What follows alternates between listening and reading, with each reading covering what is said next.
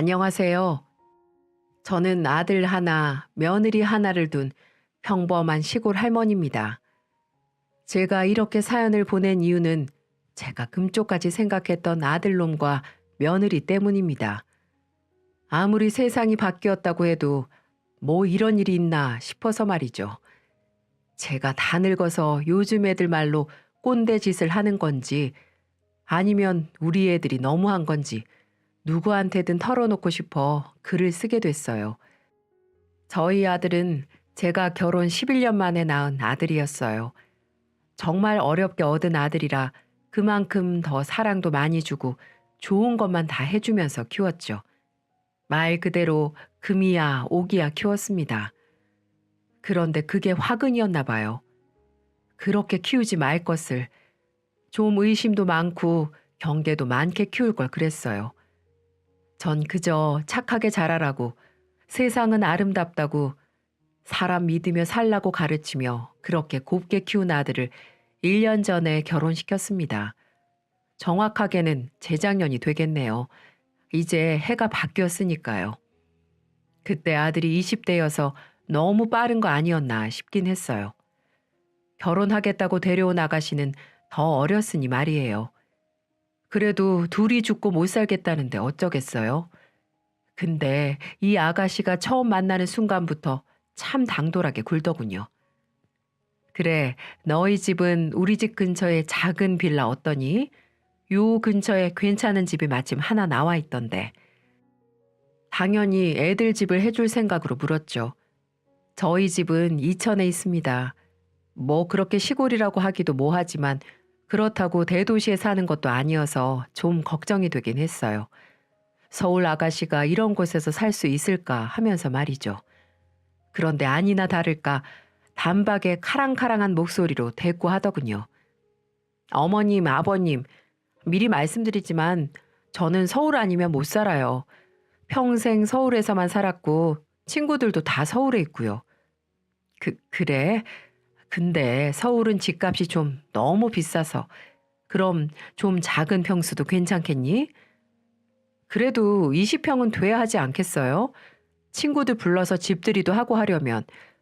그리고 제가 일하는 학교도 서울에 있는데 여기서 서울까지 출퇴근은 못해요. 전근은 더 싫고요. 네, 며느리는 학교 교사입니다.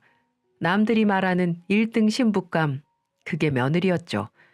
아들은 평범한 회사원이었던지라 아무래도 조건 면에서 며느리가 더 나았던 건 사실입니다. 그치만 그거 이상으로 며느리는 굉장히 당차고 자기 할 말은 꼭 하는 아이였죠. 학교에서 1시간 안에 출퇴근할 수 있는 곳으로 집 마련해 주세요. 그게 결혼 허락을 받으러 온 며느리가 한 마지막 말이었습니다. 며느리를 보낸 뒤 아들에게 살짝 얘기했죠. 예, 서울에 20평 넘는 집 구하려면 돈이 얼만데 어디 가까운 경기도는 안 되려나? 네가 얘기 좀 잘해봐. 아유 엄마, 저도 벌써부터 얘기했죠. 근데 서울 아니면 안 된대요. 솔직히 저 같은 회사원이 어디 가서 여교사를 만나겠어요. 조건 좋은 며느리 보는 값이다 생각하시고 한 번만 도와주세요. 저희가 자주 찾아뵙고 효도할게요. 그 여자가 아니면 안 된다고 꼭 이 결혼해야 한다는 아들 앞에서 무슨 말을 하겠습니까? 저는 그저 알겠다 하고 그날부터 바로 대출을 알아보기로 했습니다.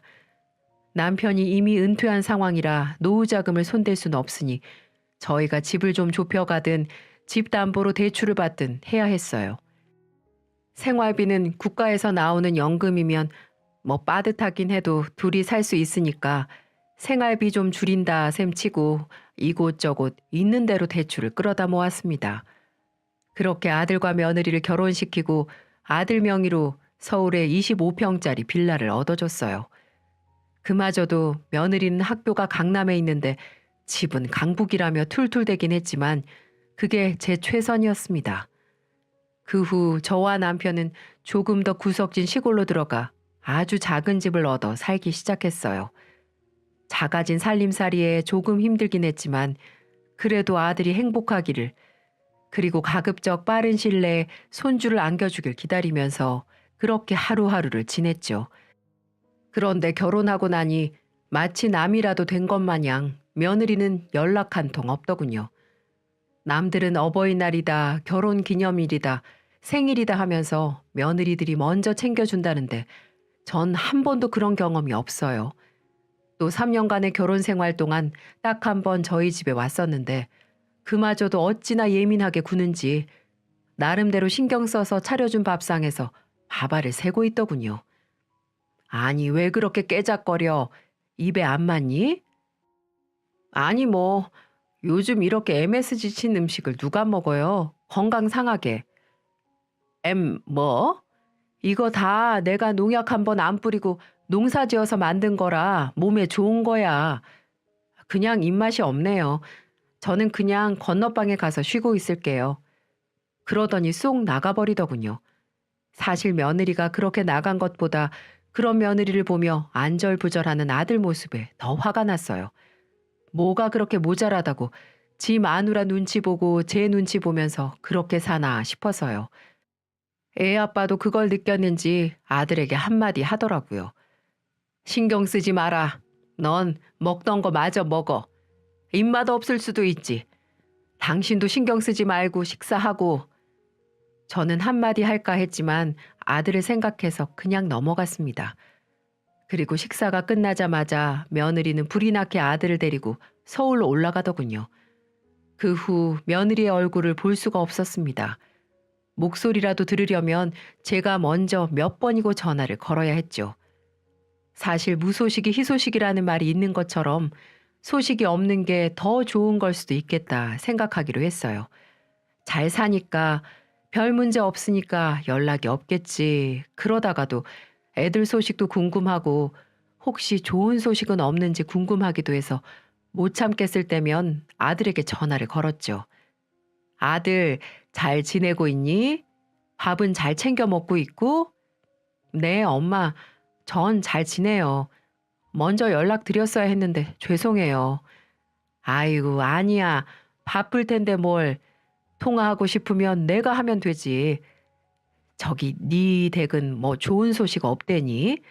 어제 내가 참 신통방통한 꿈을 꿔서 말이야. 아, 그거 아닐 거예요. 어? 그 사람이 아직 애 가질 생각 없다고 해서 당분간은 계획 없어요. 아니, 애를 안 낳는다고? 그럼 언제 낳으려고? 그 사람 아직 어리잖아요. 이제 27인데 좀 더 놀게 해줘야죠. 아니, 뭐 그렇긴 하다만 좋은 소식 생기면 꼭 엄마한테 가장 먼저 연락드릴게요. 잘 지내시고요. 그래, 알았다.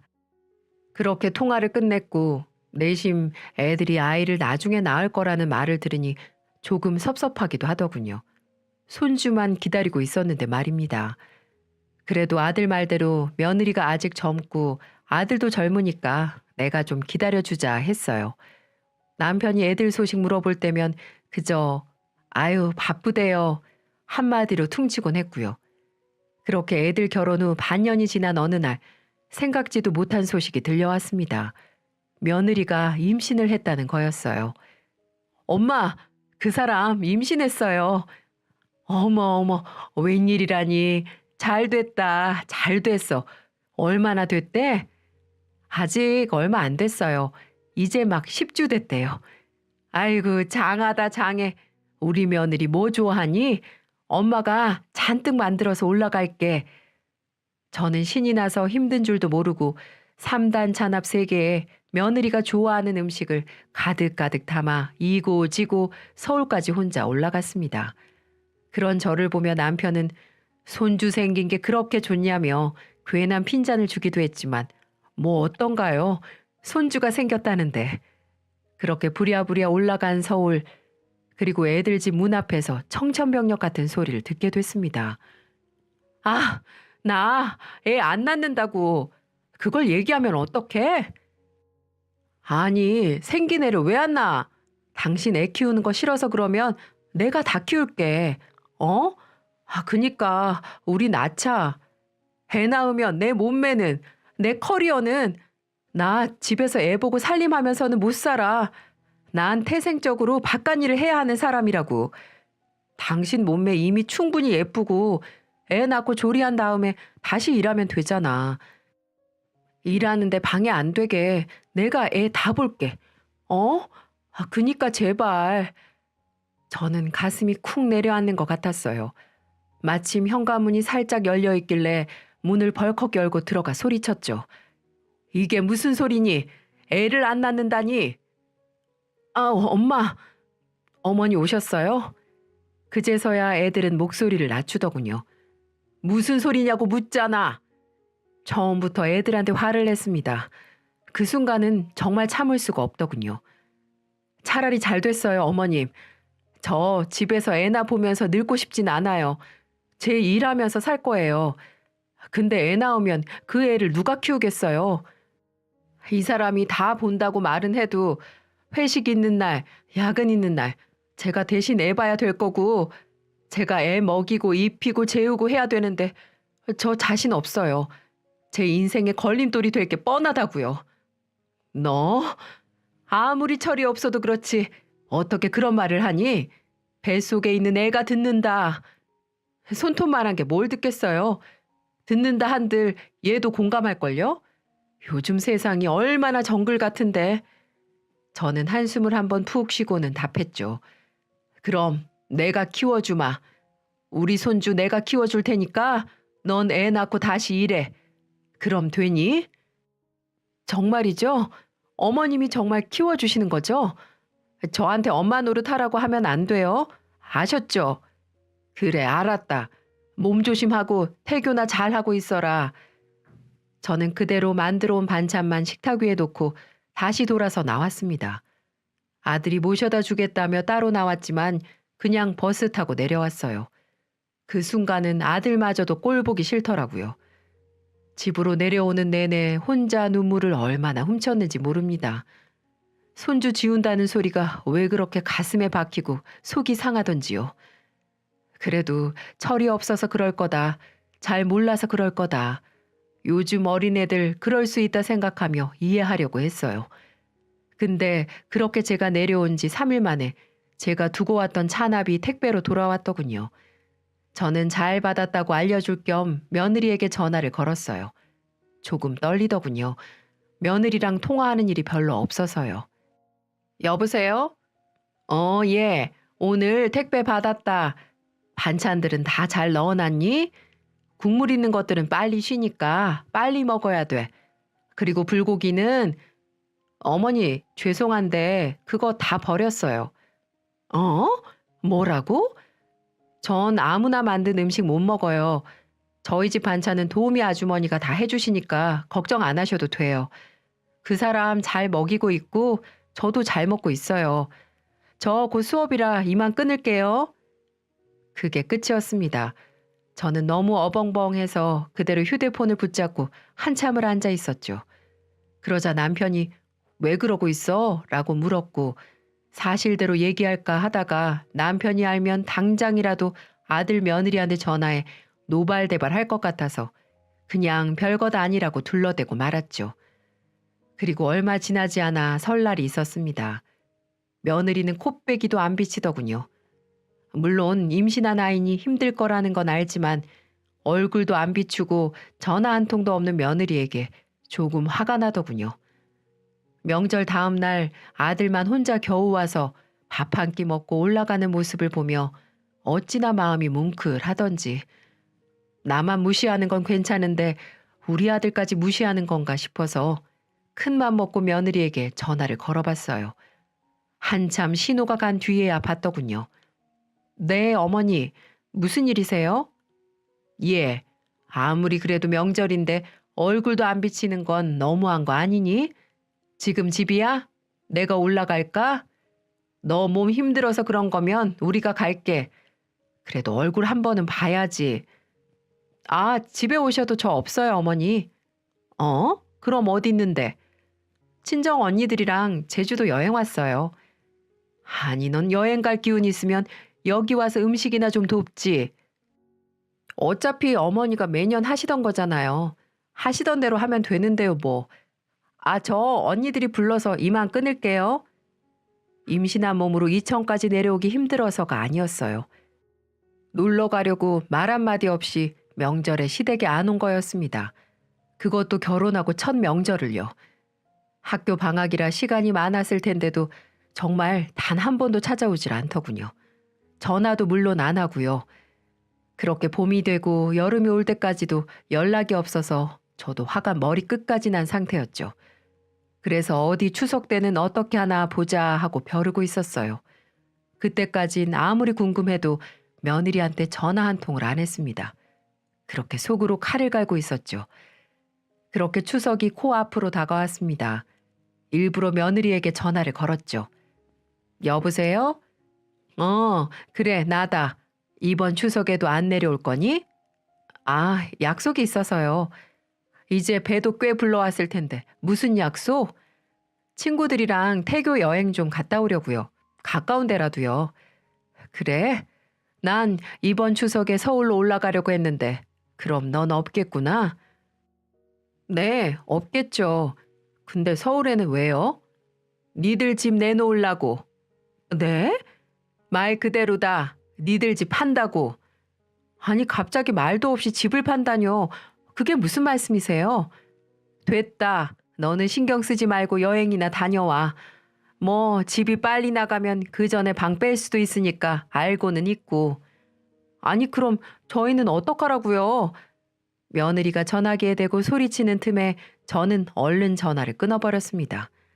그제서야 며느리는 사태의 심각성을 깨달았는지 계속해서 전화를 해댔습니다. 저는 단 한 통도 받지 않았어요. 남편에게도 단단히 일러뒀죠.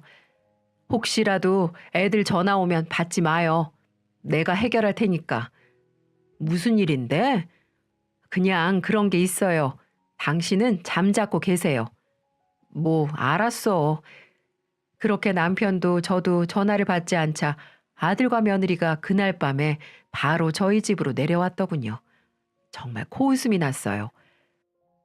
차가 서기 무섭게 조수석 문이 열리고 며느리가 내리더군요.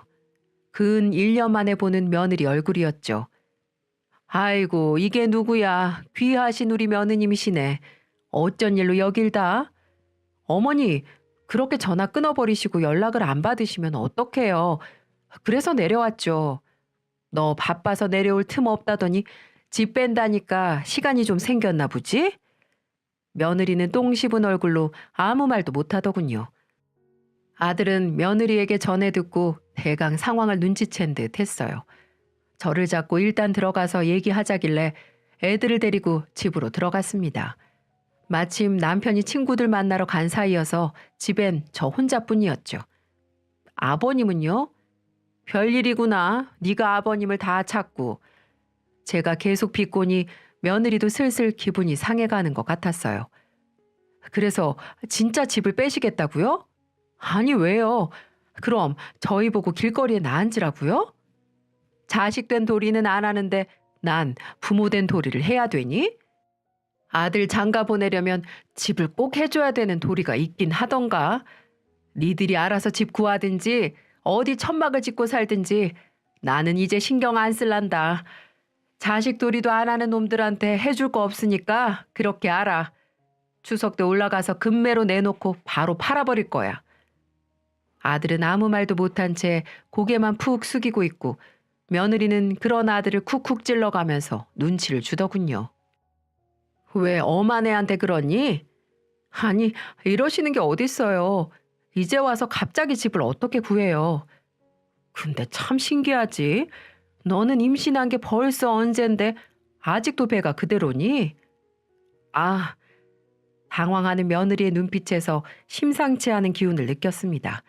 그리고 그때 아들이 갑자기 납작 엎드리면서 흐느끼더군요.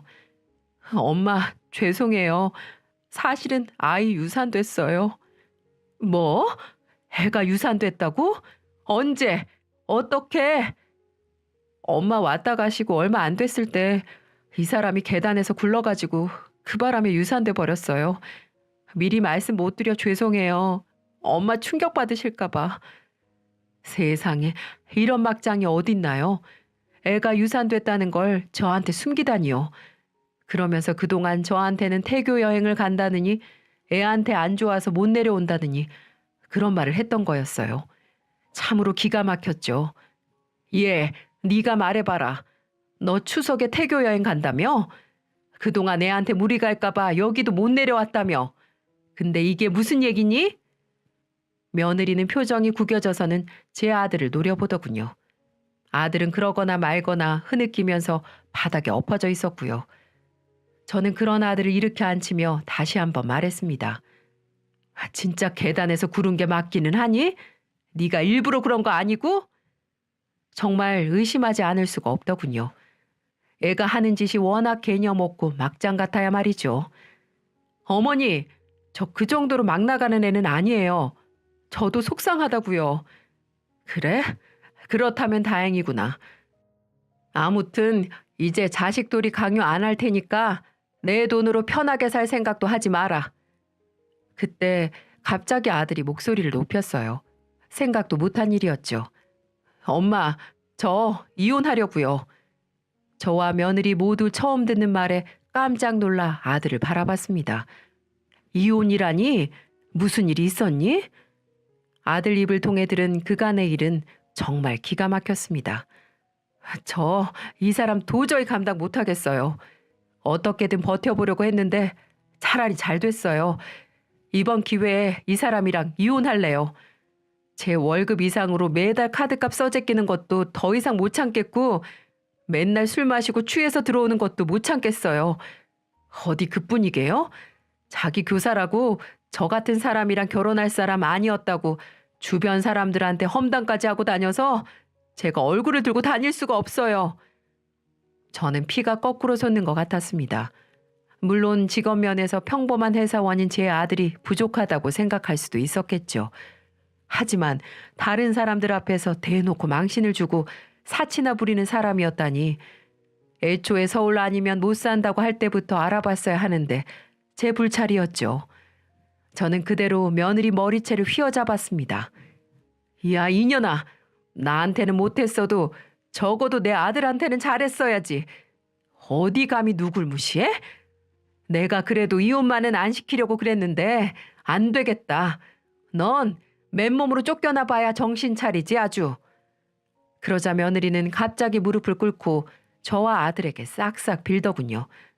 잘못했어요. 정말 잘못했어요. 한 번만 봐주세요. 앞으로 명절마다 꼬박꼬박 내려오고 연락도 잘 드릴게요. 제 씀씀이도 줄이고 또 이 사람 흉도 안 볼게요. 그러니까 제발 도와주세요. 집 팔지 마시고 이 사람도 좀 알려주세요, 어머니. 제발요. 며느리는 울고불고 매달렸지만 이미 저희 두 사람의 마음은 떠난 상태였어요. 그 누구도 며느리의 말을 듣지 않았죠. 이 사람이랑 이혼하면 저희 집에서도 쫓겨나요. 제발, 제발 한 번만 용서해 주세요. 당신도, 그래도 나 교사잖아. 나중에 연금도 나오고 이런 1등 신부감 찾기가 어디 쉬워? 그니까 한 번만 눈 딱 감고 넘어가죠.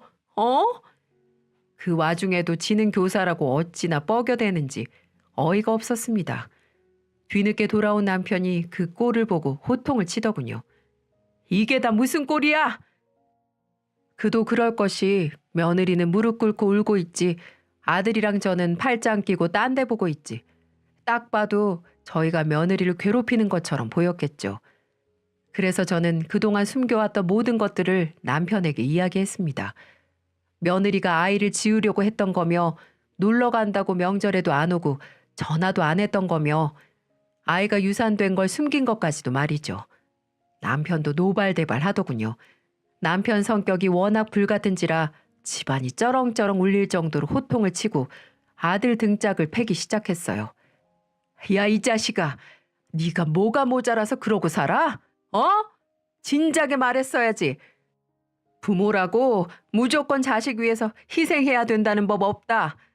자식돌이 안 하면 부모도 부모돌이 안 하면 그만인 거야. 어디서 이런 막대 먹은 게 들어와서? 남편은 뒷목을 잡으며 쓰러지려고 했고 저와 아들이 겨우 진정시켜 건너방에 눕혀드리고 돌아왔죠. 그때까지도 며느리는 망부석 마냥 무릎을 꿇은 채 그대로 앉아있더군요.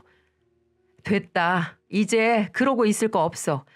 네가 백날을 그러고 있어도 내 마음은 안 변할 거고 넌 이 길로 네 짐 챙겨서 친정으로 가거라.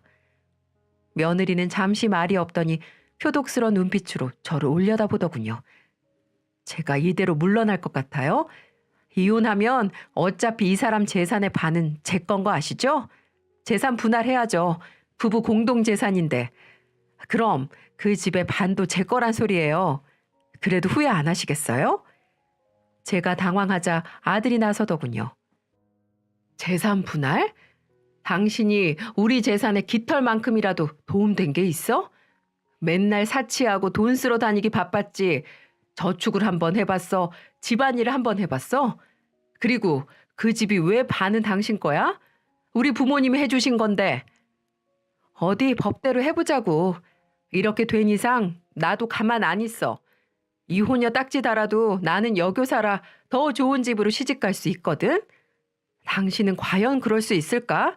내세울 거 하나 없는 셀러리맨이. 그래, 그 잘난 여교사랑 내가 산 대가로 여태 고통받았으니까 재산은 절대 못 줘. 어디 법원에 가보자고. 누가 이기나. 그렇게 애들은 각자 서울로 올라갔습니다. 아들 차를 타고 내려왔던 며느리는 버스를 타고 올라갔는지 택시를 타고 올라갔는지 일단 집에 들어가서 짐은 챙겨 나갔다고 하더군요. 그리고 얼마 뒤 아들로부터 본격적인 재판이 시작되었다는 이야기를 들었죠. 이혼이라는 게 하루아침에 되는 일은 아니더군요. 소송을 시작하고 법원을 몇 번이나 들락거리고 나서야 판결이 나더군요. 결과는 역시 예상했던 대로였어요. 며느리는 자기가 번 돈도 제 아들이 번 돈도 자기 사치에 쓰기 바빴고 재산 증식이나 유지에 기여한 바가 없기 때문에 결혼할 때 가지고 왔던 혼수 정도만 가지고 돌아오게 됐습니다. 그리고 오히려 결혼 파탄의 책임을 물어 저희 아들에게 위자료까지 주어야 하는 신세가 됐죠. 법원 앞에서 봤던 며느리의 마지막 모습이 아직도 눈에 선합니다. 그래도 최종 판결이라길래 걱정이 돼서 서울에 올라갔었는데 법원 앞에서 절 마주치고는 시뻘개진 눈으로 있는 힘껏 노려보더군요. 그리고는 신경질적으로 차 문을 쾅 닫고는 쌩안이 사라졌습니다. 그렇게 며느리와 저희의 인연은 끝이 났습니다. 제 아들은 요즘 같은 회사에서 일하는 여직원과 좋은 만남을 갖고 있고요. 며느리는 들려오는 소문을 듣자 하니 시골로 강제 정근을 당했다고 하더군요. 무슨 일이 있었던 건진 모르겠지만 서울이 아니면 못 산다던 애가 시골로 전근을 갔으니 얼마나 힘든 삶일지는 안 봐도 비디오였죠. 자식에게 저를 부양하라고 강요할 생각은 추호도 없었어요. 하지만 전화 한 통, 명절에 얼굴 한 번 안 비치는 며느리는 좀 괘씸하더군요. 요즘 그런 얘기 있잖아요. 시집살이 시킨다고 할까봐 오히려 시어머니들이 며느리 눈치를 본다고요. 배려해 주는 건 좋지만 며느리 눈치를 볼 필요까지는 없을 것 같습니다. 부모이기 때문에 누릴 수 있는 권리가 있고 부모이기 때문에 해줘야 할 도리가 있죠. 할 도리를 했다면 권리를 지킬 줄도 알아야 합니다. 여러분도 너무 며느리 눈치만 보지 마시고 혹시 할 말이 있으시면 하고 사시길 바랄게요. 그래야 속병도 안 난답니다. 지금까지 긴 이야기 들어주셔서 감사합니다. 모두들 좋은 고부관계로 살아가셨으면 좋겠습니다.